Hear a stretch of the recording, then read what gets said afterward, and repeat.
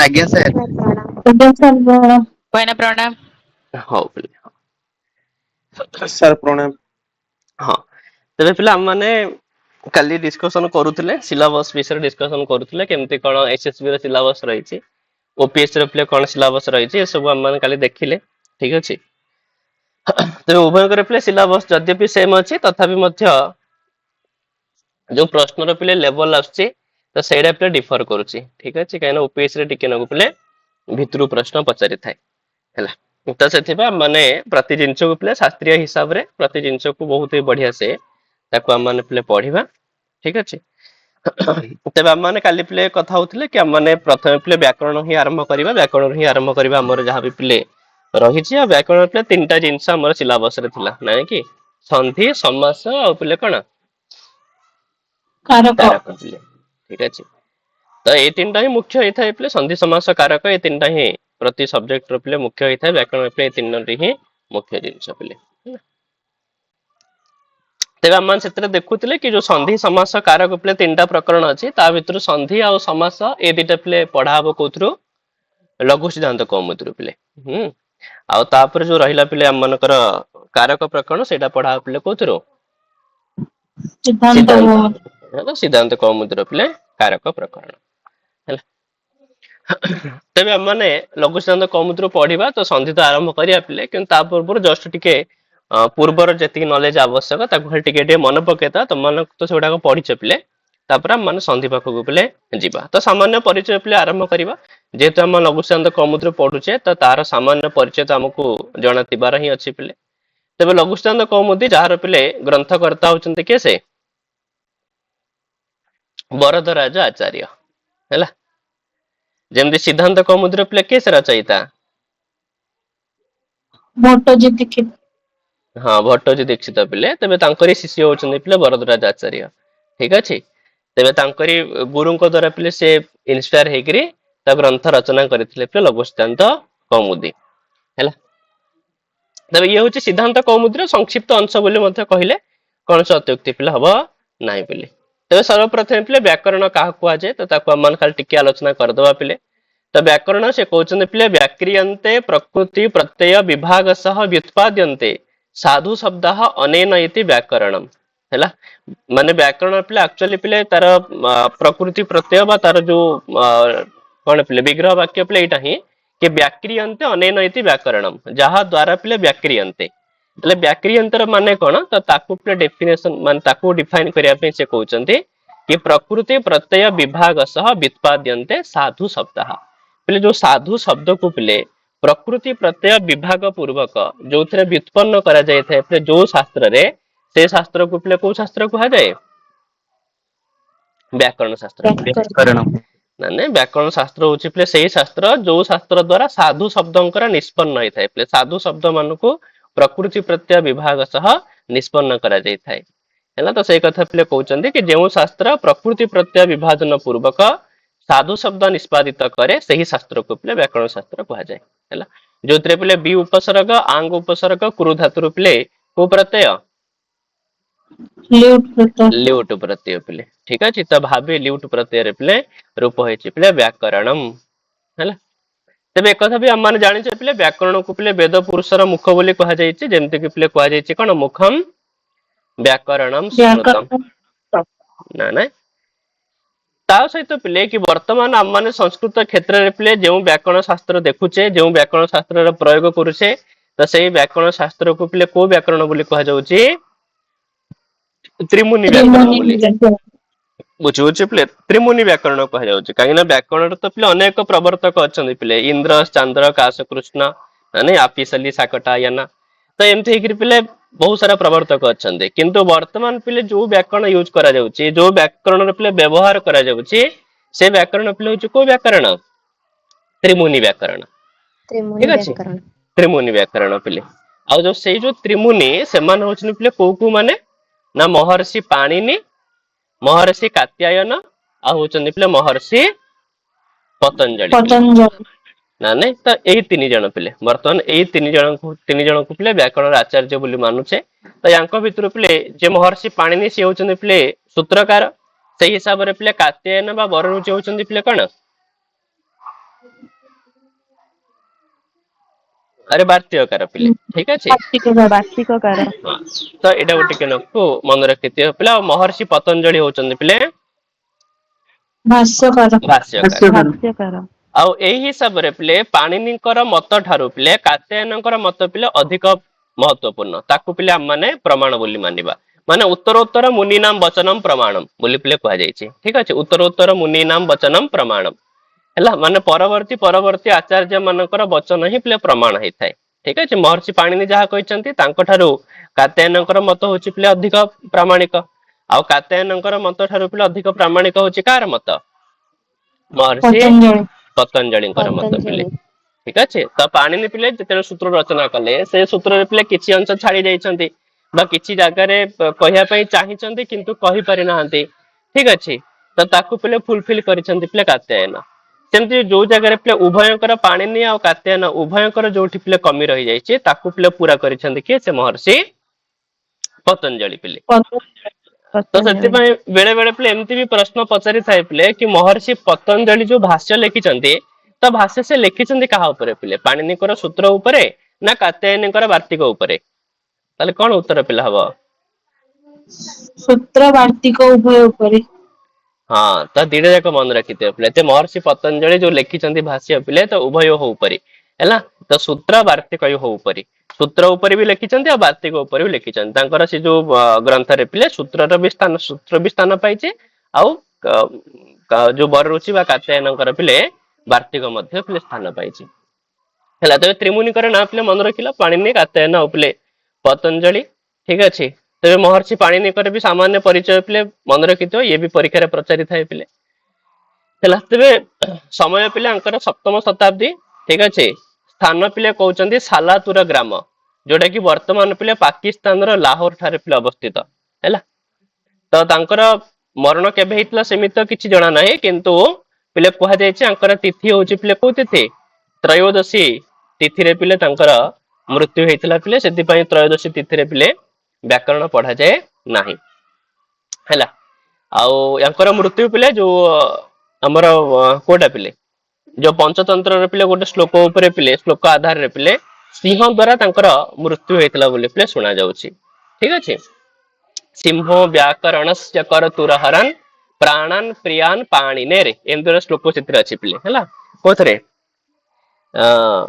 ଏବେ ଜଷ୍ଟ କହିଲି ପରା ପିଲେ ପଞ୍ଚତନ୍ତ୍ରରେ ହେଲା ପଞ୍ଚତନ୍ତ୍ରରେ ପିଲା ଅଛି ତ ସେଇ ହିସାବରେ ପିଲେ ତ ସିଂହ ଦ୍ଵାରା ତାଙ୍କର ମୃତ୍ୟୁ ହେଇଥିଲା ବୋଲି କୁହାଯାଏ ପିତା ପିଲେ ଯାହାଙ୍କର ନାଁ ହଉଛି ସଲଙ୍କ ବା ଯାହାଙ୍କର ଅନ୍ୟ ନାଁ ହଉଛି ପିଲେ ପଣିନ ଠିକ ଅଛି ଗୋଟେ ମିନିଟ ପିଲେ ଟିକେ ଖାଲି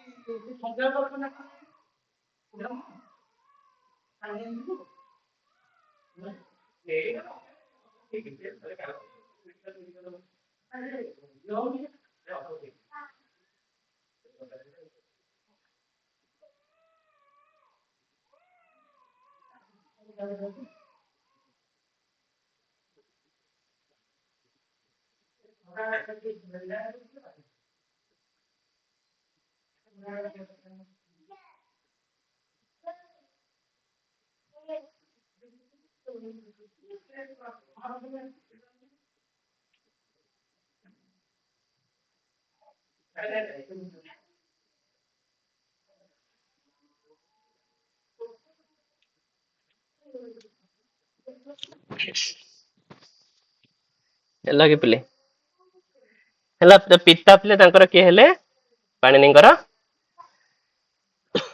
ହଁ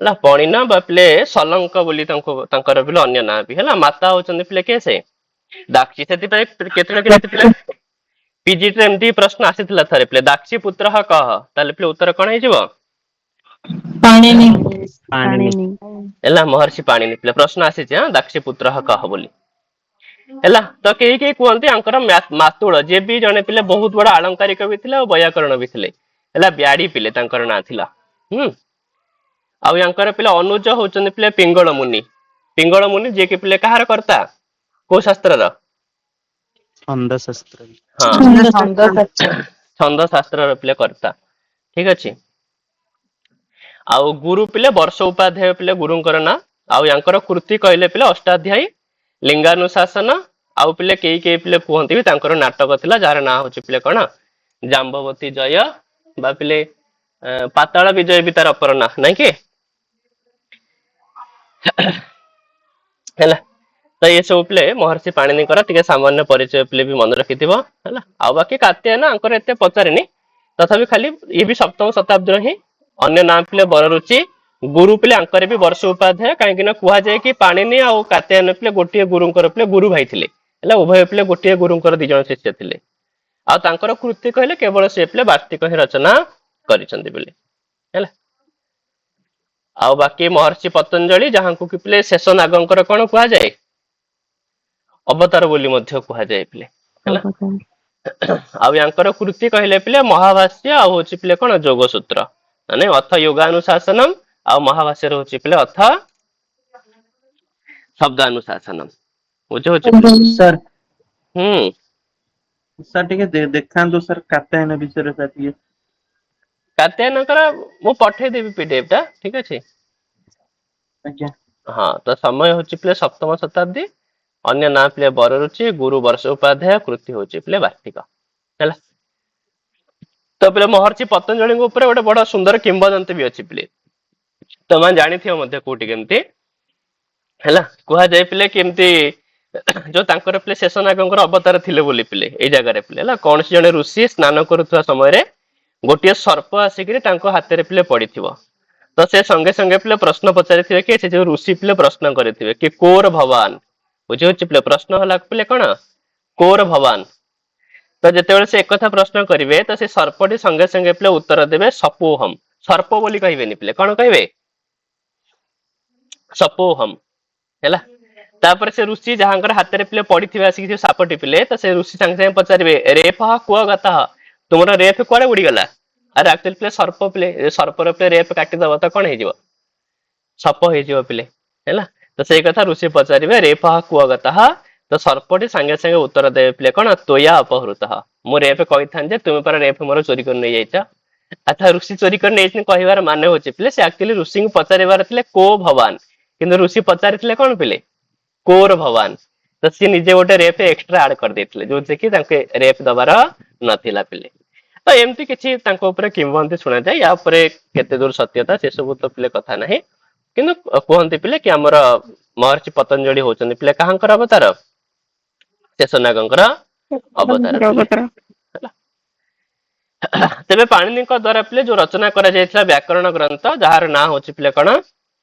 ଅଷ୍ଟାଧ୍ୟାୟୀ ହେଲା ଆଉ ଏଇ ଯୋଉ ଅଷ୍ଟାଧ୍ୟାୟୀ ଗ୍ରନ୍ଥ ପିଲେ ଏଥିରେ ଅଛି ପିଲେ କେତୋଟି ଅଧ୍ୟାୟ 8ଟି ପିଲେ ଅଧ୍ୟାୟ ହେଲା 8ଟି ଅଧ୍ୟାୟ ପ୍ରତ୍ୟେକ ଅଧ୍ୟାୟରେ ପିଲେ 4ଟି ପାଦ ପ୍ରତ୍ୟେକ ଅଧ୍ୟାୟରେ ପିଲେ 4ଟି ପାଦ ତ ଏଇଭଳି ଭାବରେ ମୋଟ ଟୋଟାଲ ହଉଛି ପିଲେ 32ଟି ପାଦ ହେଲା ଆଉ ଏଇ ଯୋଉ ଗ୍ରନ୍ଥ ଇଏ ହଉଛି ପିଲେ ସୂତ୍ର ପରକ ଗ୍ରନ୍ଥ ମାନେ ଏଥିରେ କେବଳ ସୂତ୍ର ହିଁ ଅଛି ପିଲା ଆଉ କିଛି ନାହିଁ ଖାଲି ସୂତ୍ର ଗୁଡେ ଏଥିରେ କୌଣସି ପ୍ରକ୍ରିୟା ଦର୍ଶା ଯାଇ ନାହିଁ ଏଥିରେ କୌଣସି ପ୍ରକ୍ରିୟା ବିଷୟରେ ମଧ୍ୟ କୁହାଯାଇନି ମାନେ ଏଇଭଳିଆ ଯେମିତି ସୁଧି ପ୍ଲସ ଉପାସ୍ୟ ବୁଝଉଛି ପିଲେ ଇ କି ସ୍ଥାନରେ ୟଣ ହବ ତ ଏସବୁ ପ୍ରକ୍ରିୟା କିଛି ସେମାନେ କହିନାହାନ୍ତି ପାଣିନି କେବଳ ସେ ସୂତ୍ର ଲେଖିଛନ୍ତି ତେଣୁ ଏହି ଗ୍ରନ୍ଥକୁ ପିଲେ ପଢିକିରି रूप सिद्धि करवा पिले बहुत ही कष्ट थिला जदि पिले भट्टोजी दीक्षित एमाने पिले ग्रंथ रचना करि नथांते ताले हुए तो आम पिले केवल रूप सिद्धि कर ही पार नथांते कहीं पाणिनिकर अष्टाध्यायी पढ़ी करी रूप सिद्धि करवा पिले बहुत ही कष्ट साध्य पिले थिला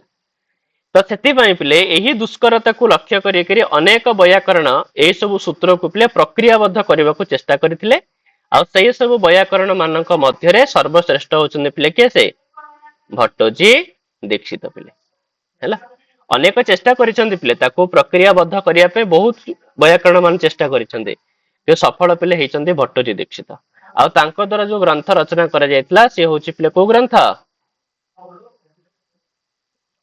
सिद्धांत कौमुदी पिले सिद्धांत कौमुदी तबे ये जो सिद्धांत कौमुदी पिले यही ग्रंथ रे ना पिले संपूर्ण पाणिनीय सूत्र को पिले प्रक्रियाबद्ध करा जायछि सिद्धांत कौमुदी रे पाणिनि कर पिले समस्त सूत्र को पिले निया जायछि को सूत्र को पिले स्किप कराइनि हैला तो सेति पई ए जो ए ग्रंथ मते टिके विशाल काय पिले याकू भी स्टार्टिंग रु पढिया टे कष्ट हे थाए सेति पई याकू मते शॉर्टकट करिया पई पिले तो तांकर जने शिष्य पिले ठीक अछि भट्टोजी दीक्षितंकर शिष्य के से वरदराज आचार्य से दुईटी ग्रंथ रचना करथिले कोन कोन मध्य सिद्धांत कौमुदी आ होछि पिले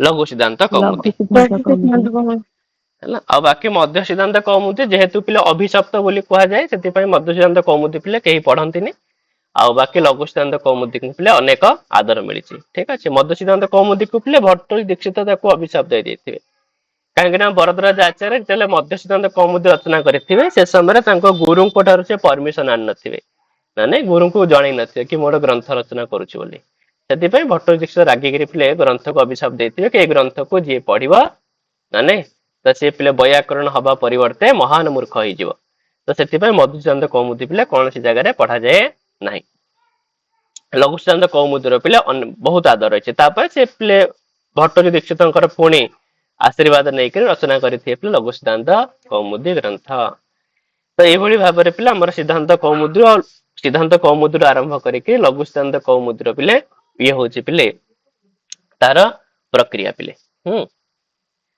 तो बुझी जो तो पिले किछ असुविधा नहीं चलो तापर हम माने नेक्स्ट पिले जिबा आगो को कि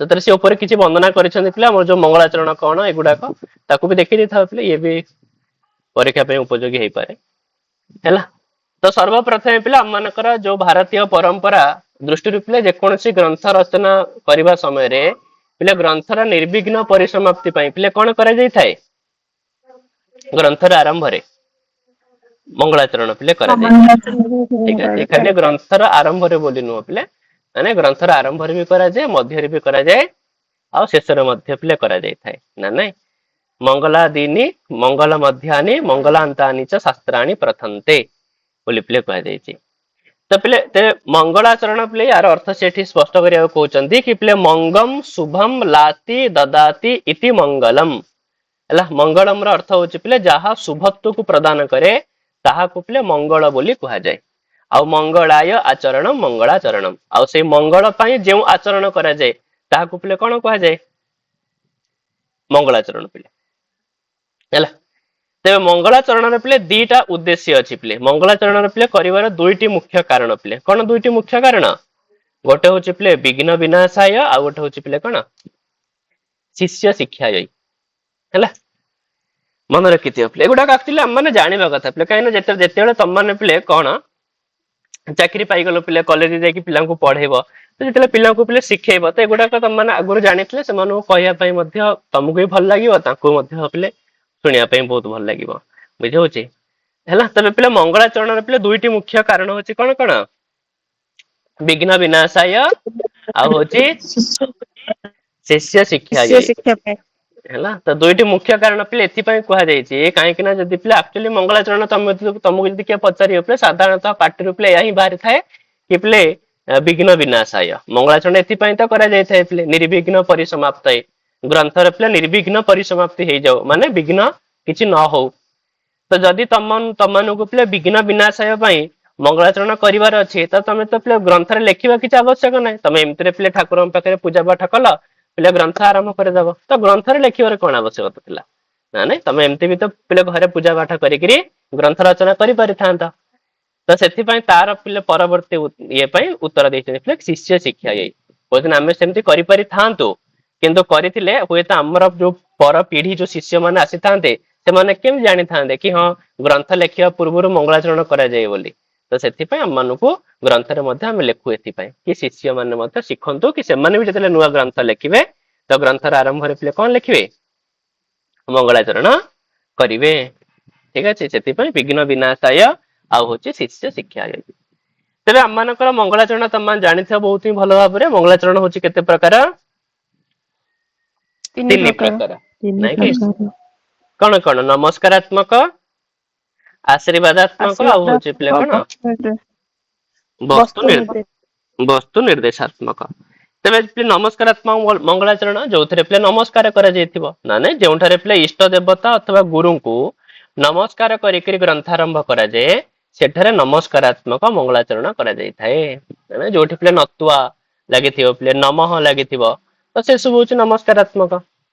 ଆଉ ଆଶୀର୍ବାଦାତ୍ମକ ମଙ୍ଗଳାଚରଣ ପିଲେ କଣ ନା ଯେଉଁଠାରେ ଇଷ୍ଟ ଦେବତାଙ୍କ ଠାରୁ ଆଶୀର୍ବାଦ ଭିକ୍ଷା କରିକିରି ଗ୍ରନ୍ଥାରମ୍ଭ କରାଯାଏ ସେଠାରେ ଆଶୀର୍ବାଦାତ୍ମକ ମଙ୍ଗଳାଚରଣ କରାଯାଇଥାଏ ପିଲେ ନା ନାଇଁ ଯୋଉଠି ଆଶୀର୍ବାଦ ପିଲେ ଯେମିତି ଅଭିଜ୍ଞାନ ଶାକୁନ୍ତଳମର ପିଲେ ନା ନାଇଁ ତନୁଭିର ବତୁବହ ତା ଭିରଷ୍ଟା ଭିରିସହ ନା ନାଇଁ ଅବତୁ ମାନେ ରକ୍ଷତୁ ତ ଏସବୁ ହଉଛି ପିଲେ କୋଉ ମଙ୍ଗଳାଚରଣ?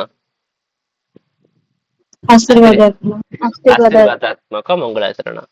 ଆଉ ତାପରେ ପିଲେ ନେକ୍ସଟ କହୁଛନ୍ତି ପିଲେ ବସ୍ତୁ ନିର୍ଦ୍ଦେଶାତ୍ମକ ମଙ୍ଗଳାଚରଣ। ତ ବସ୍ତୁ ନିର୍ଦ୍ଦେଶାତ୍ମକର ମାନେ ହଉଛି ଯୋଉଠି କୌଣସି ନମସ୍କାର କରାଯାଇ ନଥିବ କି କୌଣସି ପ୍ରକାର ଆଶୀର୍ବାଦ ଭିକ୍ଷା ବି କରାଯାଇ ନଥିବ ଯୋଉଠି ସିଧା ସଳଖ ପିଲେ ବିଷୟ ବସ୍ତୁ ଆରମ୍ଭ ହେଇଥିବ। ସେଥିପାଇଁ ତ ୟାର ନାଁ ହଉଛି ପିଲେ ବସ୍ତୁ ନିର୍ଦ୍ଦେଶ ଯୋଉଠି ବିଷୟ ବସ୍ତୁକୁ ଡାଇରେକ୍ଟ ନିର୍ଦ୍ଦେଶ କରାହେଇଯାଇଥିବ। ତ ସେଇ ଟାଇପର ମଙ୍ଗଳାଚରଣକୁ ପିଲା ମାନେ କହିଥାଉ କଣ ବସ୍ତୁ ନିର୍ଦ୍ଦେଶାତ୍ମକ ମଙ୍ଗଳାଚରଣ। ଯେମିତି ପିଲେ ମେଘଦୂତମର ହେଇଗଲା ପିଲେ ସେଥିରେ କଣ କିଛି ମଙ୍ଗଳାଚରଣ ପିଲେ ଆଶୀର୍ବାଦାତ୍ମକ ନାହିଁ କି ନମସ୍କାରାତ୍ମକ ନାହିଁ କିମ୍ବା ପିଲେ କୁମାର ସମ୍ଭବ ହେଇଗଲା ତ ଏସବୁ ପିଲେ କୋଉ ମଙ୍ଗଳାଚରଣ? ବସ୍ତୁ ନିର୍ଦ୍ଦେଶାତ୍ମକ ମଙ୍ଗଳାଚରଣ ପିଲେ ତ ଯେଉଁଠାରେ ସିଧାସଳଖ ଗ୍ରନ୍ଥାରମ୍ଭ କରାଯାଏ ସେଠାରେ ବସ୍ତୁ ନିର୍ଦ୍ଦେଶାତ୍ମକ ମଙ୍ଗଳାଚରଣ ପିଲେ କରାଯାଇଥାଏ ହେଲା। ତେବେ ଲଘୁଷ୍ଟାନ୍ତ କୌମୁଦୀର ପିଲେ ମଙ୍ଗଳାଚରଣ ମନେ ରଖିଥିବ କି ନତ୍ୱା ସରସ୍ୱତୀ ଦେବୀଂ ଶୁଦ୍ଧାಂ ଗୁଣ୍ୟାମ କରୋମ୍ୟହମ୍ ପାଣିନୀୟ ପ୍ରବେଶାୟ ଲଘୁ ସିଦ୍ଧାନ୍ତ କୌମୁଦୀମ ହେଲା। ତ ଏଇଠି ତ ପିଲେ ଲାଷ୍ଟ ଯୋଉ ଅଛି ପିଲେ କରୋମ୍ୟହମ୍ ମାନେ ଅହମ କରୋମି ମାନେ ବରଦରାଜ ଆଚାର୍ଯ୍ୟ କହୁଛନ୍ତି ପିଲେ କି ମୁଁ କରୁଛି କଣ କରୁଛି ପିଲେ ନା ଲଘୁ ସିଦ୍ଧାନ୍ତ କୌମୁଦୀମ ଲଘୁ ସିଦ୍ଧାନ୍ତ କୌମୁଦୀ ନାମକ ଗ୍ରନ୍ଥକୁ ରଚନା କରୁଅଛି।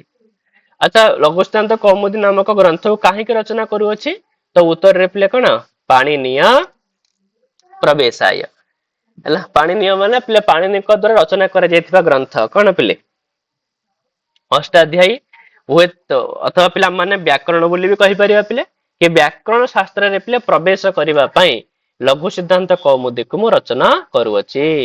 ଆଚ୍ଛା କେମିତି କଣ ରଚନା କରୁଛି ନା ନତ୍ୱା ନମସ୍କାର କରିକିରି ପ୍ରଣାମ କରିକିରି କାହାକୁ ପ୍ରଣାମ କରିକିରି ନା ସରସ୍ୱତୀ ଦେବୀ ସରସ୍ୱତୀ ଦେବୀଙ୍କୁ ପ୍ରଣାମ କରିକିରି। କେମିତିକା ସରସ୍ୱତୀ ଦେବୀ ପିଲେ ନା ଶୁଦ୍ଧାମ ଗୁଣ୍ୟାମ ଯିଏକି ଅତ୍ୟନ୍ତ ଶୁଦ୍ଧ ଆଉ ଯିଏକି ଅତ୍ୟନ୍ତ ପିଲେ ଗୁଣୟୁକ୍ତା ଗୁଣବତୀ। ତ ସେଭଳି ସରସ୍ୱତୀ ଦେବୀଙ୍କୁ ମୁଁ ପ୍ରଣାମ କରିକିରି କୋଉ ଗ୍ରନ୍ଥ ରଚନା କରୁଛି ଲଘୁ ସିଦ୍ଧାନ୍ତ କୌମୁଦୀ ହେଲା। ଚାଲ ଏଠି ତମମାନଙ୍କୁ ମଧ୍ୟ କିଛି ଶାସ୍ତ୍ରୀୟ କଥା ମୁଁ ଆଡ କରିଦଉଛି ପିଲେ ତ କେହି କେହି ପିଲେ ଏମିତି ବି କୁହନ୍ତି ପିଲେ କି ଯୋଉ ଶୁଦ୍ଧାମ ଆଉ ପିଲେ ଗୁଣ୍ୟାମ ଶବ୍ଦ ପିଲେ ଅଛି ତ ଶୁଦ୍ଧାମ ଆଉ ଗୁଣ୍ୟାମ ଶବ୍ଦ ପିଲେ ସରସ୍ୱତୀ ଦେବୀଙ୍କର ପିଲେ ବିଶେଷଣ ପଦ ନୁହଁ ବୁଝିହଉଛି। କେହି କେହି ପିଲେ ଶୁଦ୍ଧାମ ଆଉ ଗୁଣ୍ୟାମକୁ ପିଲେ ଲଘୁ ସିଦ୍ଧାନ୍ତ କୌମୁଦୀର ବିଶେଷଣ ପଦ ବୋଲି ପିଲେ ମାନନ୍ତି ହେଲା। ତମେ ପଚାରିବ କାହିଁକି ଏମିତିକା ନା ଏଥିପାଇଁ ପିଲେ ସରସ୍ୱତୀ ଦେବୀ ପିଲେ ଶୁଦ୍ଧ ବୋଲି ତ ସାରା ଦୁନିଆ ଜାଣିଛି ପିଲେ ତ ଆମକୁ ଶୁଦ୍ଧ କହିବା କଣ ଆବଶ୍ୟକ ପିଲେ ଯିଏ ପବିତ୍ର ପିଲେ ତାକୁ ପବିତ୍ର କହିବା ତ କିଛି ଆବଶ୍ୟକତା ନାହିଁ ପିଲେ ନା ନାଇଁ। ଆଉ ସରସ୍ୱତୀ ଦେବୀ ତ ପିଲେ ଗୁଣବତୀ ବୋଲି ବି ସାରା ଦୁନିଆ ଜାଣିଛି ତ କହିବାର ତ କିଛି ଆବଶ୍ୟକତା ନାହିଁ। ସରସ୍ୱତୀ ଦେବୀ ଏତିକି କହିଦେଲେ ହିଁ ବୁଝା ହିଁ ପଡିଯାଉଛି ପିଲେ କିଛି ଶୁଦ୍ଧ ହେଇଥିବେ ଗୁଣବତୀ ହେଇଥିବେ ସବୁ କିଛି ହେଇଥିବେ ପିଲେ ତ ସେଥିପାଇଁ ପିଲେ ଶୁଦ୍ଧାମ ଗୁଣ୍ୟାମ ଟାକୁ ପିଲେ କେହି କେହି ସରସ୍ୱତୀ ଦେବୀ ପିଲେ ବିଶେଷଣ ପଦ ନ ମାନିକିରି କାହାର ବିଶେଷଣ ପଦ ମାନନ୍ତି ପିଲେ ଲଘୁ ସିଦ୍ଧାନ୍ତ କୌମୁଦୀ। ଠିକ ଅଛି ଲଘୁ ସିଦ୍ଧାନ୍ତ କୌମୁଦୀ କେମିତି ଅଟେ ନା ଶୁଦ୍ଧ ଅଟେ ଆଉ ଯୋଉଟା କି ଅତ୍ୟନ୍ତ ଗୁଣବତୀ ଅଟେ ଯାହାକୁ ପଢିଲେ ଭବିଷ୍ୟତରେ ଅନେକ କାମରେ ଆସିପାରିବ। ହେଲା ସେ ଭଳିଆ ଲଘୁ ସିଦ୍ଧାନ୍ତ କୌମୁଦୀକୁ ମୁଁ ରଚନା କରୁଅଛି। ଏମିତିରେ ବି ଲଘୁ ସିଦ୍ଧାନ୍ତ କୌମୁଦୀ ପିଲେ ସ୍ତ୍ରୀଲିଙ୍ଗ ପଦ, ତ ସୁଦ୍ଧାମ ଗୁଣ୍ୟମ ତାର ବି ପିଲେ କଣ ହେଇପାରିବ, ବିଶେଷଣ ପଦ ହେଇପାରିବ ପିଲେ। ହେଲା, ହଉ ତାହେଲେ ଏସବୁ କଥା ପିଲେ କିଛି ନାହିଁ, ଖାଲି ଜଷ୍ଟ ତମମାନଙ୍କୁ ପିଲେ ଖାଲି କହିଦେଲି ପିଲେ। ହେଲା, ହଉ ତେବେ ଆମମାନଙ୍କର ଯୋଉ ପିଲେ ଲଘୁ ସିଦ୍ଧାନ୍ତ କୌମୁଦୀ ରହିଛି ତାକୁ ତ ଆମମାନେ ଜାଣିଲେ ପିଲେ କି ଏଥିରେ ଯୋଉ ପ୍ରଥମ ପ୍ରକରଣ ପିଲା ଆମମାନଙ୍କର ଅଛି ଇଏ ହଉଛି ପିଲେ କୋଉ ପ୍ରକରଣ, ସଂଜ୍ଞା ପ୍ରକରଣ ପିଲେ। ତ ଏଇ ସଂଜ୍ଞା ପ୍ରକରଣ ପିଲେ କିଛି ଜିନିଷ ଆମକୁ ପିଲେ ଜାଣିଥିବାର ଅଛି, ଯାହା ଫଳରେ କି ଆମକୁ ସନ୍ଧିରେ ପିଲେ ଏଇଟା ହେଲ୍ପଫୁଲ ପିଲେ ହେଇପାରିବ। ତେବେ ତମାନଙ୍କର ଯୋଉ ସିଦ୍ଧାନ୍ତ ଯୋଉ ଅଷ୍ଟାଧ୍ୟାୟୀ ଗ୍ରନ୍ଥ ରଚନା କରାଯାଇଛି ବା ପାଣିନି ଯେତେବେଳେ ସୂତ୍ର ରଚନା କରିଛନ୍ତି, ସୂତ୍ର ତ ସେ ପିଲେ ବୃଦ୍ଧିରାଜ ଆରମ୍ଭ କରିଛନ୍ତି, କିନ୍ତୁ ତା ପୂର୍ବରୁ ପିଲେ ଏମିତି ବି 14ଟି ସୂତ୍ରର ନାଁ ସେ ନେଇଛନ୍ତି। ଯୋଉ 14ଟି ସୂତ୍ରକୁ ପିଲେ କୋଉ ସୂତ୍ର କୁହାଯାଏ, ମାହେଶ୍ଵର ସୂତ୍ର। ମାହେଶ୍ଵର ସୂତ୍ର ବୋଲି କୁହାଯାଏ। ଠିକ ଅଛି ପିଲେ, ଯୋଉ ମାହେଶ୍ଵର ସୂତ୍ର ପିଲେ ନାହିଁ, ମାହେଶ୍ଵର ସୂତ୍ରରେ ପିଲେ କୌଣସି କାମ ହିଁ ନାହିଁ। ଆକ୍ଚୁଆଲି ମାହେଶ୍ଵର ସୂତ୍ରରେ ପିଲେ କଣ ସନ୍ଧି ହଉଛି ନା କଣ ହଉଛି ପିଲେ, ବର୍ତ୍ତମାନ ମୁଁ କହିବି ଶୁଦ୍ଧି ପ୍ଲସ ଉପାସ୍ୟ ଶୁଦ୍ଧି ଉପାସ୍ୟ ତ କେନ ସୂତ୍ରେଣ, ତାହେଲେ ତମର ଉତ୍ତର କଣ ଦେବ ପିଲେ, ଇ କହି ଜଣାଛି ନା ନାଇଁ, ଇ କହି ଜଣାଛି ରେ ପିଲେ ଶୁଦ୍ଧି ଉପାସ୍ୟ ରୂପ ହଉଛି। ସେଇଭଳି ଭାବରେ ପିଲେ ଅୟୁଣ ରୁଲରୁକ ଏସବୁ ସୂତ୍ର ଦ୍ଵାରା ପିଲେ କୌଣସି ପ୍ରକ୍ରିୟା ହେଇନଥାଏ, ତ ସେଥିପାଇଁ ଏମାନଙ୍କୁ ପିଲେ ସୂତ୍ର ଭିତରେ ଗଣନା କରାଯାଉ ନାହିଁ, ତ ଏମାନଙ୍କୁ ପିଲେ ଏକ୍ସଟ୍ରା ସୂତ୍ର ହିସାବରେ ଗ୍ରହଣ କରାଯାଉଛି। ହେଲା, ଏମାନଙ୍କର ପିଲେ ପ୍ରକ୍ରିୟାରେ କିଛି ଭାଗିଦାର ନାହିଁ, କିନ୍ତୁ ଏମାନଙ୍କ ବିନା ପିଲେ ପାଣିନି ପିଲେ ସୂତ୍ର ହିଁ ରଚନା କରିପାରିନଥାନ୍ତେ। ଆରେ ପିଲେ ସେୟା କି ସେୟା ନୁହଁ ମତେ କହୁନା, ଯଦି ଆମ ପାଖରେ ଏଇ 14 ସୂତ୍ର ନଥାନ୍ତା ତେବେ ସୂତ୍ର ଯୋଉ ପାଣିନି ପିଲେ ବାକି ଯୋଉ ସୂତ୍ର ଲେଖିଛନ୍ତି 4000 ସୂତ୍ର, ସେ ସୂତ୍ର ବି କୋଉ କାମକୁ ନୁହଁ, କୋଉ କାମକୁ ପିଲେ, କୋଉ କାମକୁ ନୁହଁ। ହେଲା, ସେ ସୂତ୍ର ବି କିଛି କାମରେ ଆସିବନି, ବୁଝିହେଲା। ତ ସେଥିପାଇଁ ସେ ସବୁ ସୂତ୍ରକୁ ପିଲେ ଚାଲିବା ପାଇଁ ହେଲେ ଆମକୁ ପିଲେ କୋଉ ସୂତ୍ରରେ ବ୍ୟବହାର କରିବାକୁ ପଡିବ,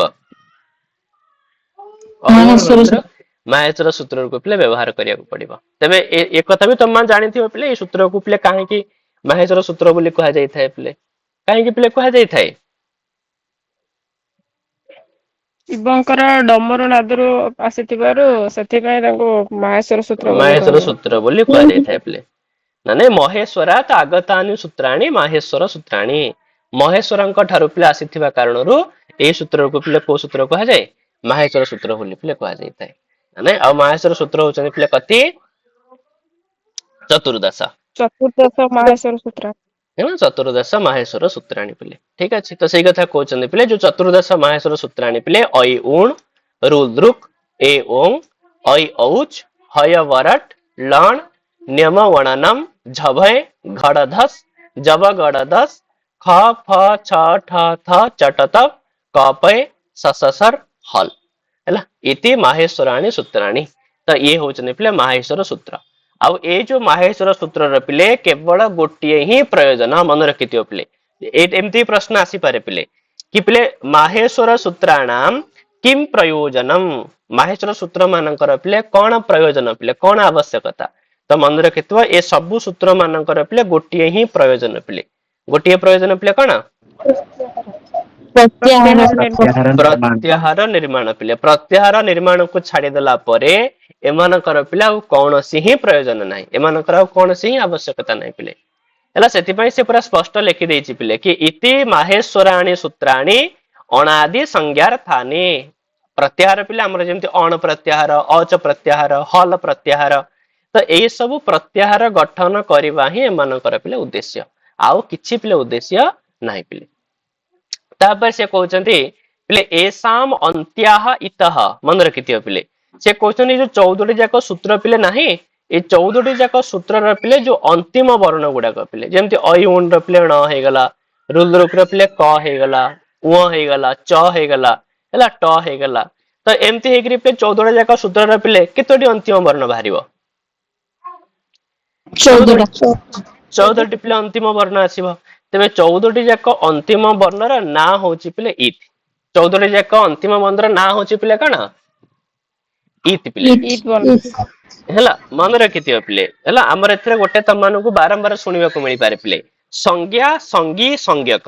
ବ୍ୟାକରଣ ଶାସ୍ତ୍ରରେ ପିଲେ ତମମାନଙ୍କୁ ଏଇ 3ଟା ୱାର୍ଡ ପିଲେ ପ୍ରାୟତଃ ଶୁଣିବାକୁ ପିଲେ ମିଳିପାରେ। କଣ କଣ 3ଟା ୱାର୍ଡ କହିଲେ ପିଲେ, ସଂଜ୍ଞା, ସଂଜ୍ଞା ସଙ୍ଗୀ, ସଙ୍ଗୀ ସଂଜ୍ଞକ। ହଁ, ତ ସଂଜ୍ଞା, ସଙ୍ଗୀ, ସଂଜ୍ଞକ ए तीनटा जाक मु तुम मानक पूरा स्पष्ट कर दउची आ पिले कंफ्यूज हबनी देख एले वर्तमान पिले मु कहली हैला मनकर जनकर ना होची पिले कृष्ण भगवान श्री कृष्ण पिले हैला वसुदेव वसुत तेबे पिले कृष्ण तेबे जो कय रूपड़ा मूर्धन्य सकार अण हलांत अकार ये जो टोटाल पिले वर्ण हला ना पिले कृष्ण तो याकू पिले कहा जाए पिले संज्ञा याकू पिले कौन कहा जाए संज्ञा ताले संज्ञार माने बुझी पाइलो पिले संज्ञार माने होची पिले ना संज्ञार माने होची पिले नाटा पिले वर्णात्मक रूप रे जोटा थाए पिले से होची संज्ञा तेबे ए संज्ञा द्वारा जो लोकटी पिले स्पष्ट होची जेमति कि जदि हमें कृष्ण बोली कहिबा तले को लोक हम आखि सामने को आछन पिले वसुदेवंकर पुत्र ना नै जहांकर मस्तक रे पिले कोन लागिछि मयूर पिछ लागिछि पिले ना नै हाथ रे पिले बंची धरिचंती तो ये जो छवि पिला आछंती तो ये होचंती पिले संगी बा संज्ञक सेति पय संगी आ संज्ञक सेम जिंस हला संगी आ संज्ञक सेम जिंस तेबे पिले संज्ञा संगी आ संज्ञक तीनटा जिंस बुझि पाइला ना बुझि पाइलानी आज्ञा सर बुझि पाइला त पिले संज्ञा कोन संगी कोन संज्ञक कोन हला देखो एई जिंस मु तुमको एठी तळे थिबो मध्ये मु एठी देखै दोछि पिले तम मानो काळे असुविधा हबो सेति पय एते देइछि मध्ये पिले देखो से कहूछि पिले संज्ञा कहिले कोनसी नाम को बुझाए आ सेही नाम जहा पाई प्रयोग करा जाए ताहा को पिले संगी कहा जाए अथवा पिले कोन कहा जाए संज्ञक कहा जाए हैला जेमिति कि पिले एठी जो कृष्ण बोली लेखा आइछि याको हम माने कोन कहबा पिले संज्ञा संज्ञा बोली कहबा तेबे कृष्ण कहिले पिले जहां को बुझौछि यांकु पिले बुझौछि ये होचंदी पिले कोन संगी हाँ संगी बा संज्ञक सेमती का पिले मु जदि वर्तमान तुमको पचारिबी आम मानकर जो ऊपर से कहिला कि पिले ए जो अंतिम वर्ण मानकर पिले इति संज्ञा हेई थाए ताले अंतिम वर्ण मानकर पिले ना होची कोन इति पिले हैला तो इति होची पिले संज्ञार ना ताले इति संज्ञक ताले को माने ताले तुम माने कोन उत्तर देबो पिले अंत्य वर्ण गुड़िक अंतिम वर्ण गुड़िक हैला तेपले जो ण क उ च एमान होचने संज्ञक बा पिले संगी आ एमानकर संज्ञा होची पिले कोन इति हैला एमान को कहिबा पिले कोन इति बोली कहिबा बुझे होची पिले हो तो एही हला पिले कथा कि एठी कहि देले पिले कोन ना एसाम अंत्यः इतः एही सूत्र मानकर पिले अंतिम वर्ण गुड़िक होची पिले को संज्ञक अरे पिले इति संज्ञक हाँ आउ इति होची पिले संज्ञा इति होची नाम पिले जो न क उ एमानकर ना होची इति हला आउ एमान निजे होचन पिले इति संज्ञक बुझे होची पिले जेमति श्री कृष्णकर पिले ना होची कृष्ण आउ कृष्ण होचन निजे पिले कोन कृष्ण संज्ञक हला कृष्ण होचन पिले निजे कोन कृष्ण संज्ञक बा कृष्ण संगी हला तो ये तो पिले हेगला मानकर कथा हम माने जानिले कि 14टी जाक माहेश्वर सूत्र रे पिले जो 14टी अंतिम वर्ण माने अछंती तो ए माने समस्त होचनी पिले इति संज्ञक तो ये तो पिले हेगला किछि पंत असुविधा नाही पिले तो वर्तमान पिले देख हम मानकर अयुंठु आरंभ करी कि पिले अयौच पर्यंत एथे जो मान रहिले ए माने समस्त होचनी पिले स्वर वर्ण समस्त होचनी पिले को वर्ण स्वर वर्ण पिले तापर जो हयबरठु आरंभ हैला पिले हयबरठु आरंभ करी हल पर्यंत एथरे जो सु वर्ण मान आसिले एमान होचनी पिले को वर्ण व्यंजन व्यंजन वर्ण तमाने पिले समस्त बहुत ही भलो भाबरे जानिछ पिले माने कि एक मात्रः भवेत हर्षः दुई मात्रो दीर्घ उच्यते त्रि मात्रस्तु प्लुतो ज्ञेयः व्यंजनम अर्धमात्रकम एक्चुअली व्यंजन वर्ण मानकर पाखरे न पिले व्यंजन वर्ण मान एक्चुअली होचनी अर्धमात्रक पिले आम माने सिना लेखिला बेले लिखि दोचे पिले क बोली किंतु एक्चुअली पिले ये क नुह एक्चुअली क पिले केमितिका क तळे पिले हळांत रहइबो एक्चुअली ये होची पिले प्रकृत क काहेकि ना व्यंजन मान होचनी पिले अर्धमात्रक व्यंजन मानक पाखरे मात्रा माने पूरा मात्रा नाही पिले सन अधा मात्रा तो सही दृष्टि पिले जो ह य व र ल न्य म वण न ई सब लेखाई जो व्यंजन वर्ण गुडाक तो एगुडाक तो पिले अर्धमात्रा हवा कथा किंतु एथिरे पिले गोटे गोटे कोन ऐड करा हिची पिले ଅକାର ସ୍ୱର ପିଲେ ଆଡ ବର୍ଣ୍ଣ। ହେଇଛି। ହଁ ସ୍ୱର ବର୍ଣ୍ଣ ମାନେ ପିଲେ ଅକାର ଆଡ ହେଇଛି, ମାନେ ହ ହଳାନ୍ତ ଅ ହେଲେ ପିଲେ ହ ହେଇଯିବ, ୟ ହଳାନ୍ତ ଅ ହେଇଗଲେ ପିଲେ ୟ ହେଇଯିବ। ଏ ସବୁଥିରେ ପିଲେ ଗୋଟିଏ ଗୋଟିଏ କଣ ଆଡ କରାହେଇଛି? ଅକାର ପିଲେ ଆଡ ଅକାର। କରାହେଇଛି। ତାହେଲେ ଇଏ ଯୋଉ ପିଲେ ଅକାର ଆଡ କରାହେଇଛି, ତ ଅକାର କାହିଁକି ଆଡ କରାଯାଇଛି? ପ୍ରଶ୍ନ ଆସିପାରେ ପିଲେ ବ୍ୟଞ୍ଜନ ତ ଅର୍ଦ୍ଧମାତ୍ରା, ତ ତୁମେ ଏଠି ଅ ଲେଖିକିରି କଣ ପାଇଁ ଲେଖିଲ, କଣ ତୁମର ଆବଶ୍ୟକତା ପଇଲା? ତ ସେଥିପାଇଁ ସେ କହୁଛନ୍ତି ପିଲେ କି ହକାରାଦିଷୁ ଅକାରଃ ଉଚ୍ଚାରଣାର୍ଥ। ସେ କହୁଛନ୍ତି ଆମେ ଲେଖିପାରିଥାନ୍ତୁ, କିନ୍ତୁ ଲେଖିଲେ ପିଲେ ଉଚ୍ଚାରଣ କରିବା ପାଇଁ ଅସୁବିଧା ହବ। ଆମେ ଯେମିତି ପଢୁଛେ ପିଲେ ଆରାମସେ ପଢି ଦଉଛେ ହୟ ବରଟ ବୋଲି, ଯଦି ସବୁ ଜାଗାରେ ହଳାନ୍ତ ଲେଖା ହେଇଥାନ୍ତା କେମିତି ପଢିଥାନ୍ତେ ପିଲେ? ଅସୁବିଧା ନଥାନ୍ତା? ହ ୟ ବ ଏମିତି ପଢିବାକୁ ପଡିଥାନ୍ତା, ମାନେ ସରି ନଥାନ୍ତା ପିଲେ। ତ ସେଥିପାଇଁ ପିଲେ ଉଚ୍ଚାରଣର ସୁବିଧା ପାଇଁ, କେବଳ କାହାର ସୁବିଧା ପାଇଁ? ଉଚ୍ଚାରଣର ସୁବିଧା ପାଇଁ। ଉଚ୍ଚାରଣର ସୁବିଧା ପାଇଁ ପିଲେ, ସେଥିପାଇଁ କହିଲା ହକାରାଦିଷୁ ଅକାରଃ ଉଚ୍ଚାରଣାର୍ଥ। ତେବେ ହକାରାଦି ମାନଙ୍କରେ ରହିଥିବା ଅକାର ପିଲେ କେବଳ ଆଉ କେବଳ ଉଚ୍ଚାରଣ ପାଇଁ ହିଁ ରହିଛି। ତ ଇଏ ତ ପିଲେ କଥା ହେଇଗଲା ଉଚ୍ଚାରଣ ପାଇଁ ରହିଛି, କିନ୍ତୁ ସିଏ ପିଲେ ପୁଣି କହୁଛନ୍ତି ସବୁ ଜାଗାରେ ଉଚ୍ଚାରଣ ପାଇଁ ରହିଛି ଯେ କେବଳ ପର୍ଟିକୁଲାର ଯୋଉ ପିଲେ ଲଣ ସୂତ୍ର ପିଲେ ନାହିଁ, ଲଣ ସୂତ୍ରରେ ପିଲେ ବି ଅକାର ଅଛି ପିଲେ, କାହିଁକି ନା ଲ ହଳାନ୍ତ ପ୍ଲସ ପିଲେ ଅକାର ହେଲେ ହିଁ କଣ ହବ? ଲ ହବ ନା ନାଇଁ? ତ ଇଏ ଯୋଉ କହୁଛନ୍ତି କେବଳ ପର୍ଟିକୁଲାର ଯୋଉ ଲ ରେ ଯୋଉ ଅ ଟା ଅଛି, ଏ ଅ ଟା ପିଲେ କେବଳ ଉଚ୍ଚାରଣ ପାଇଁ ନୁହଁ, ଏ ଅ ଟା ମଧ୍ୟ କୋଉଥିପାଇଁ ଅଛି ନା ପିଲେ ଇତି ସଂଜ୍ଞା ପାଇଁ ଅଛି। ଅର୍ଥାତ ଲଣ ସୂତ୍ରରେ ପିଲେ ଲ ପରେ ଯୋଉ ପିଲେ ଅକାର ଅଛି ନା ପିଲେ ଅକାରର ମଧ୍ୟ ପିଲେ କୋଉ ସଂଜ୍ଞା ହବ? ଇତି ସଂଜ୍ଞା ପିଲେ ହବ। ସଂଜ୍ଞା। ହେଲା ମାନେ ଜାଣିଲେ ପିଲେ କି ଯୋଉ 14ଟି ଯାକ ମାହେଶ୍ଵର ସୂତ୍ରରେ ପିଲେ 14ଟି ଯୋଉ ଅନ୍ତିମ ବର୍ଣ୍ଣ ଅଛି ଏମାନଙ୍କର ତ ପିଲେ ଇତ୍ ସଂଜ୍ଞା ହେଇଥାଏ, ତା ସହିତ ପିଲେ କେବଳ ଯୋଉ ଲଣ ସୂତ୍ରରେ ପିଲେ ଲକାର ପାଖରେ ଯୋଉ ପିଲେ ଅକାର ଅଛି ତାର ବି ପିଲେ ଇତ୍ ସଂଜ୍ଞା ହେଇଥାଏ। ସେଥିପାଇଁ ଯଦି କଦାଚିତ୍ ପିଲେ ପ୍ରଶ୍ନ ଏମିତି ଆସେ କି ଚତୁର୍ଦଶ ମାହେଶ୍ଵର ସୂତ୍ରେଷୁ କତି ଇତ୍ ସଂଜ୍ଞକ ବର୍ଣ୍ଣାଃ, ତାହେଲେ ଉତ୍ତର ପିଲେ କଣ ହେଇଯିବ? ପଞ୍ଚଦଶ। 15 ପିଲେ 15ଟି ପିଲେ ଇତ୍ ସଂଜ୍ଞକ ବର୍ଣ୍ଣ ପିଲେ ହେଲା। ତ ଆମର ପିଲେ କେମିତି ନା 14 ଯାକ ସୂତ୍ରରେ ପିଲେ ଅନ୍ତିମ ବର୍ଣ୍ଣ ସବୁ ଯାକ, ଆଉ କେବଳ ପିଲେ କାହାର? ଲଣ ସୂତ୍ରର ପିଲେ ହେଲା। ଲଣ ସୂତ୍ରର ପିଲେ ଯୋଉ ଅକାର ଅଛି, ଲ ପାଖରେ ଯୋଉ ଅକାର ଅଛି ତାର ବି ପିଲେ ଆମର କୋଉ ସଂଜ୍ଞା ହେଇଥାଏ?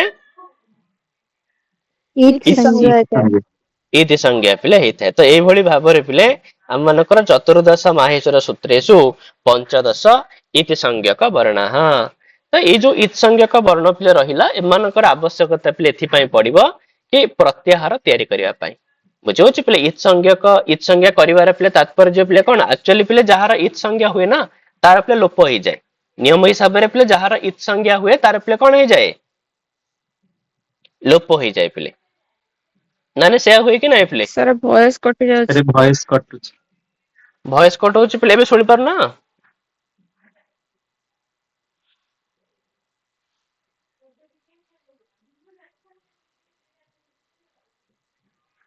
ଭାଇନା ଭଏସ କଟୁଛି। ହଁ ଏବେ ଏବେ ଶୁଣି ହଉଛି ପିଲେ?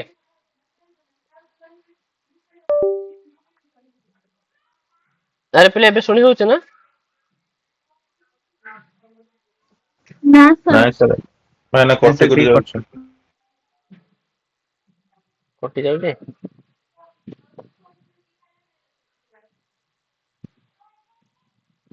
ଦେଖିଲ ଏବେ ଏବେ ଶୁଣି ହଉଛି ପିଲେ ନା ନାଇଁ? ଆଜ୍ଞା ସାର୍ ଶୁଣିହେଲା। ହଉ ହେଲା। ତ ଇଏ ହେଲା ପିଲେ କଥା ମାନେ ଜାଣିଲେ ପିଲେ ହେଲା। ତାହେଲେ ଏଇ ଯୋଉ ଇତି ସଂଜ୍ଞା ହେଲା ପିଲେ, ତ ଇତ୍ ସଂଜ୍ଞା ଦ୍ଵାରା ପିଲେ କରାଯିବ କଣ ନା ଇତ୍ ସଂଜ୍ଞା ଦ୍ଵାରା ପିଲେ ପ୍ରତ୍ୟାହାର ତିଆରି କରାଯିବ ହେଲା। ତ ଆମେ ମାନେ ଆଉ ପିଲେ ବେଶୀ ଭିତରକୁ ଯିବାନି, କାହିଁକି ନା ବିଲକୁଲ ଭଏସ ଆସୁନି, କଟ ହଉଛି। ଶ୍ରୀ ବି ପୁଣି କଟିଲେ।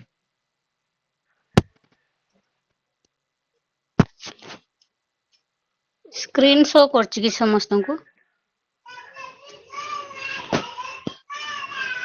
ନା ନା। ନାଇଁ। ଆରେ ଆଜି କାହିଁ ଭଏସ ପିଲେ ବାରମ୍ବାର କଟ ହଉଛି? ଏବେ ଶୁଣି ହଉଛି ପିଲେ?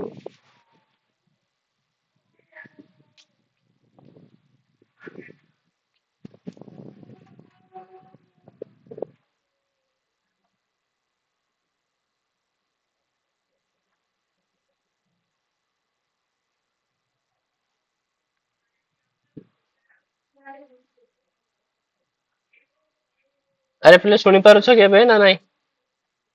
ଆଜ୍ଞା ସାର୍। ଆଜ୍ଞା। ହେଲା ତାହେଲେ ପିଲେ ଆମମାନେ ଜାଣିଲେ କି ଯୋଉ ଆମର ଯୋଉ ପିଲେ ଯୋଉ ଚତୁର୍ଦଶ ମାହେଶ୍ଵର ସୂତ୍ର ପିଲେ ତା ଭିତରେ କେତୋଟି ପିଲେ ସଂଖ୍ୟକ ବର୍ଣ୍ଣ ଶୁଭୁନି ହେଇଗଲା? ସାର୍। ପଢିଲା ବେଳେ ମାନେ ଟିକେ କଟି ଯାଉଛି। କାହିଁକିନା ଶୁଭୁନି।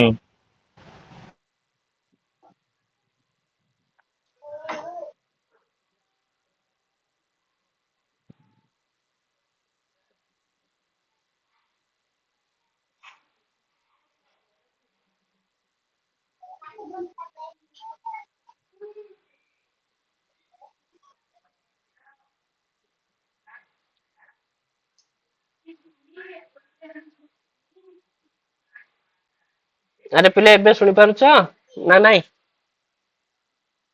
ଆଜ୍ଞା ଭାଇନା ଏବେ ଆଜ୍ଞା ଆସିଲା। ସାର୍। ହେଲା ତାହେଲେ ଆମର 14ଟି ଯାକ ସୂତ୍ରରେ ପିଲେ କେତୋଟି ହେଲା ଆମର ଇତ୍ ସଂଖ୍ୟକ ବର୍ଣ୍ଣ?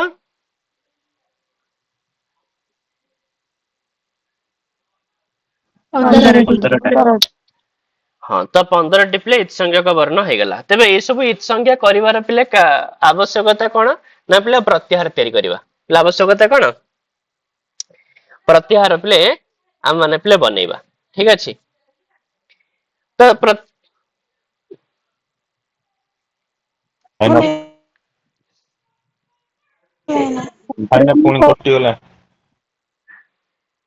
ଶୁଭୁନି ଜମା ଭାଇନା। ଗୋଟେ ମିନିଟ ପିଲେ ଟିକେ ତ ରୁହ।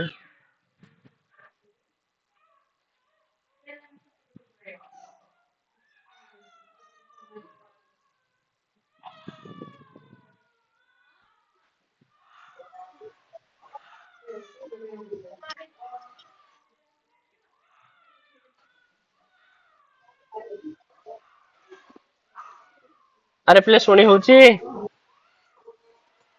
ସେଠି ପଢିଲା ବେଳେ ଟିକେ ଆବାଜ କଟି ଯାଉଛି। ଏବେ ତ ଶୁଣା ଯାଉଛି କିନ୍ତୁ ସେ ଟିକେ ଆମର ଏପଟେ ପିଲେ ଯୋଉ ପବନ ବହୁତ ଜୋରେ ହଉଛି ତ ମତେ ଲାଗୁଛି ସେଥିପାଇଁ ବୋଧେ ନେଟୱାର୍କ ଇସୁ ହଉଛି କଣ ପିଲେ ଆଉ।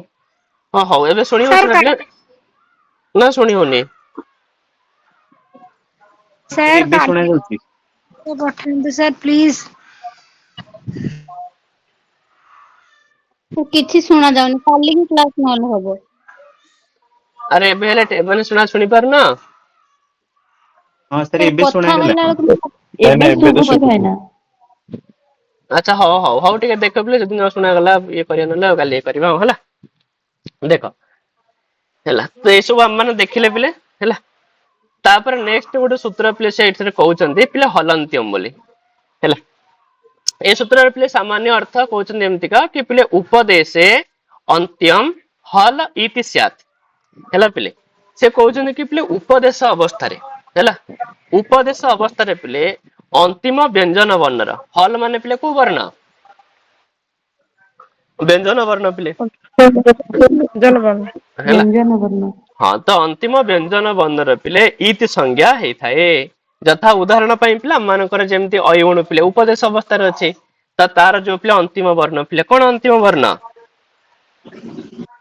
ଣକାର ହେଲା ଣକାର ପିଲେ ତେବେ ଣକାରରେ ପିଲେ କୋଉ ସଂଜ୍ଞା ହେଇଯିବ? ଇଟ୍ ସଂଜ୍ଞା। ଇତି ସଂଜ୍ଞା ପିଲେ ହେଇଯିବ ଠିକ ଅଛି। ବାକି ଏତିକି ଜିନିଷ ମାନେ ଆଉ ଭିତରକୁ ପିଲେ ଯିବାର କିଛି ଆବଶ୍ୟକ ନାହିଁ। ଉପଦେଶ କଣ ତାକୁ ସେ ବିଷୟରେ କିଛି ଆବଶ୍ୟକ ପିଲେ ନାହିଁ ପିଲେ ହେଲା। ଖାଲି ଏତିକି ଜିନିଷ ପିଲେ। ତାପରେ ସେଥିରୁ ପିଲେ ନେକ୍ସଟ ଦେଖ ସେ କହୁଛନ୍ତି କି ଯାହାର ପିଲେ ଇତି ସଂଜ୍ଞା ହୁଏ ତାର ପିଲେ ହୁଏ କଣ ପିଲେ ତ ତାର ପିଲେ କରାଯାଏ କଣ ନା ପିଲେ ତସ୍ୟ ଲୋପଃ। ତ ଯାହାର ପିଲେ ଇତ୍ ସଂଜ୍ଞା ହବ ତାର ପିଲେ କଣ ହେଇଯିବ? ପିଲେ ଲୋପ ହେଇଯିବ ହେଲା। ତ କହୁଛନ୍ତି ପିଲେ ତସ୍ୟ ଇତଃ ଲୋପଃ ସ୍ୟାତ୍। ତ ଯାହାର ଇତି ସଂଜ୍ଞା ହେଲା ତାର ପିଲେ ଲୋପ ହେଇଯିବ। ତ ତମମାନଙ୍କ ମନରେ ପୁଣି ପ୍ରଶ୍ନ ଆସିପାରେ କି ଲୋପର ମାନେ ପୁଣି କଣ? ଲୋପର ମାନେ ତ ଆମେ ଏମିତି ଜାଣିଛେ ପିଲେ ଯେ କି ଯେମିତି କି ଡାଇନୋସର ମାନଙ୍କର ଲୋପ ହେଇଯାଇଛି ମାନେ ସେମାନେ ଆଉ ପିଲେ ଦୁନିଆରେ ନାହାନ୍ତି ତାହେଲେ ଏଠି ବି କଣ ସେଇ ଲୋପ? ତ ତା ପାଇଁ ସେ ପିଲେ ବ୍ୟବହାର କରିଛନ୍ତି ପିଲେ କଣ ନାଇଁ ସେ ଲୋପ ନୁହଁ। ଏଠି ହଉଛି ଅଦର୍ଶନମ ଲୋପଃ ହେଲା ଲୋପ ପିଲେ କାହାକୁ କୁହାଯାଏ ବ୍ୟାକରଣରେ? ପିଲେ ଅଦର୍ଶନକୁ ପିଲେ ଅଦର୍ଶନ ଲୋପ ବୋଲି କୁହାଯାଇଥାଏ। ଆଉ ଅଦର୍ଶନ ର ମାନେ ପିଲା ହଉଛି କଣ? ତ ତମେ ଜାଣିଥିବ ପିଲେ କି ଆମର ଯୋଉ ବ୍ୟାକରଣ ये हूँ पिले शब्द प्रधान, व्याकरण हूँ पिले को प्रधान, शब्द प्रधान पिले। आउ शब्द पिले आमर को इंद्रियर विषय पिले, दर्शन इंद्रियर विषय ना श्रवण इंद्रियर विषय? श्रवण इंद्रिय। तो श्रवण इंद्रियर विषय पिले। तो सही हिसाब रे पिले जेहेतु पिले शब्द होची श्रवण इंद्रियर विषय, सेटिपई एठी अदर्शन माने होची पिले न सुनी परिबा। अर्थात व्याकरण शास्त्र रे पिले लोपर माने होची कि सही जिंस को पिले उच्चारण करा जीव नाही, जहार लोप हो जीव ताकू पिले कोन करा जीवनी, उच्चारण करा जीवनी हैला। तो यार माने होची पिले लोप व्याकरण शास्त्र, सेटिपई कहउचंदी पिले कि विद्यमानर अदर्शन ही लोप संज्ञक। अर्थात लोप जहार होची से सेटु पूरा उड़ी जाइनी, से जगह अच्छी किंतु तार पिले अदर्शन हब। अदर्शन माने मध्य से कहउची पिले कि एठारे अदर्शन अर्थ होची पिले सुना न जीवा।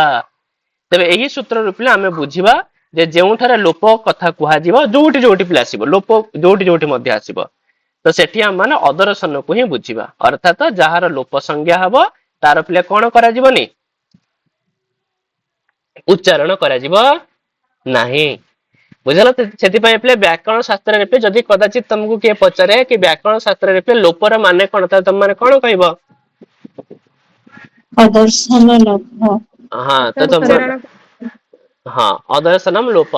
अदर्शनम रे माने होची पिले कोन ना अनुच्चारणम, न उच्चारणम अनुच्चारणम हला, उच्चारण करा न जीवा ही लोप पिले। बुझला? तो सही हिसाब रे पिले जहार इत संज्ञा हबो तार लोप हबो, आ लोपर माने होची ताकू उच्चारण करा जीव नाही। तो सही हिसाब रे हमर जो अयोण रुद्रुप एठी जो प्ले न रहिला क रहिला, तो एमान कर से प्ले इत संज्ञा होची माने एमान कर भी लोप होई जीव, आ लोप हबो माने एमान कर कोन करा जीवनी, उच्चारण करा जीव नाही। उच्चारण करा जीव नाही। अच्छा तमे जो उच्चारण समान कर न करिवो ताल तो के प्रत्याहार ही करि परिबोनी पिले। ना ना एक्चुअली सही कथा कि नहीं पिले, जेमति कि आमे तले प्रत्याहार करूचे पिले कहूचे पिले अच प्रत्याहार, तले एठी तो च को तमे उच्चारण करूछ ना करूना, तो च को तो उच्चारण करूछ ना नहीं, तले ये पुणी केमतिया कथा तुमे एकरे इत संज्ञा करूछ, तार पुणी इत संज्ञा तो जहार जहार हबो तार तो लोप हवा कथा, एठी भी तो पिले चर लोप होई जिवा कथा, तो तुमे एठी पुणी उच्चारण करल केमतिका? तो सेति पई कहउचंदी ठीक कथा, जहार इत संज्ञा हुए तार लोप हुए सत, किंतु केवल चतुर्दश माहेश्वर सूत्र को छाड़िकी। अर्थात चतुर्दश माहेश्वर सूत्र रे पिले यद्यपि पिले अंतिम वर्ण मानकर आ लण रे थिबा और पिले इत संज्ञा होउची, किंतु तार पिले कोन हबनी, लोप हबो नाही। हला लोप एथि पई हबनी काहे ना तार तो गोटिए ही एकमात्र प्रयोजन प्रत्याहार तयारी करबा, तुम यदि ताकू लोप ही कर दबो तो तार से गोटिए प्रयोजन भी रहिबनी, रहिबो कि पिले कहूना, तार से गोटिए प्रयोजन भी रहि जिवो नाही। सेति पई पिले जोटी जोटी इत संज्ञा हबो सेठी सेठी लोप हबो सत, किंतु केवल पिले कोठी हबनी,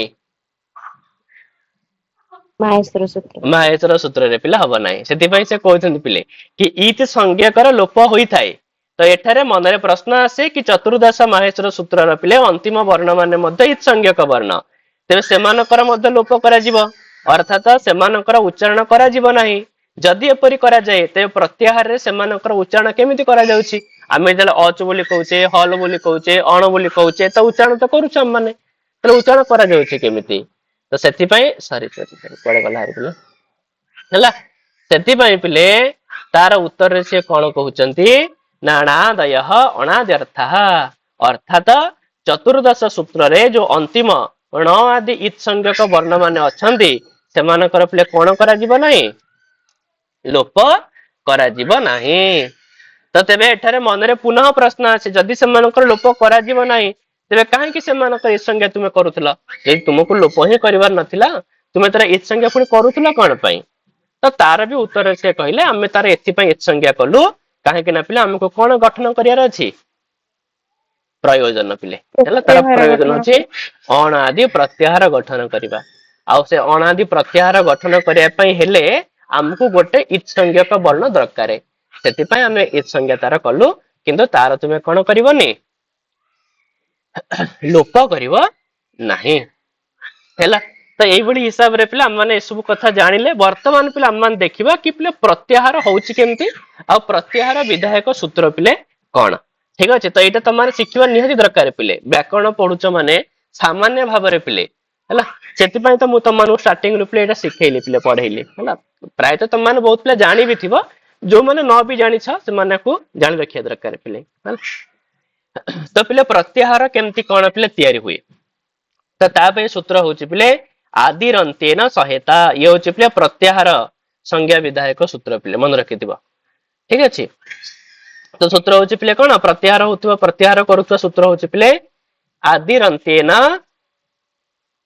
सहेता है सहेता पिले ठीक अच्छे सह प्लस इता सहेता से कहूँ पिले अंतेन इता सहित आदि ही मध्यगानाम स्वस्य च संज्ञा स्यात् यथा अण इति अ इ उ वर्णानाम संज्ञा भल से बुझ पिले पिले प्रत्याहार टे तैयारी करबा पई हेले हमकु प्रथम आवश्यकता पड़िबो पिले अंतिम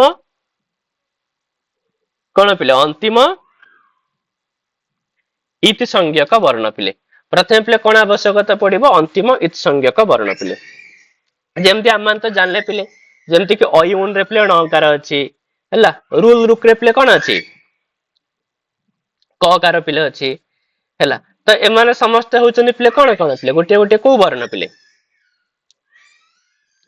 इति संज्ञक वर्ण अरे मन एमाने समस्त गोटे गोटे होचनी पिले इति संज्ञक वर्ण से कहउचनी पिले कौनसी इति संज्ञक वर्ण को नब ता सहित पिले कौनसी गोटे आदि वर्ण को नब एटी आदिर माने नुह जे पिले केवल प्रथम वर्ण आदिर माने होची पिले कौन ना से जो अंतिम इति संज्ञक वर्णर पूर्वरु जो वर्ण माने आसुचंती से समस्त होचनी पिले आदि वर्ण बुझौछि जेमति कि हमें उदाहरण पई पिले गोटे सिंपल उदाहरण पई आमे मन कर गोटे प्रथम सूत्र मन कर अछि हमरा अइ उण तले पिले अइ उण सूत्र रे पिले अंतिम इति संज्ञक वर्ण होची कोडा पिले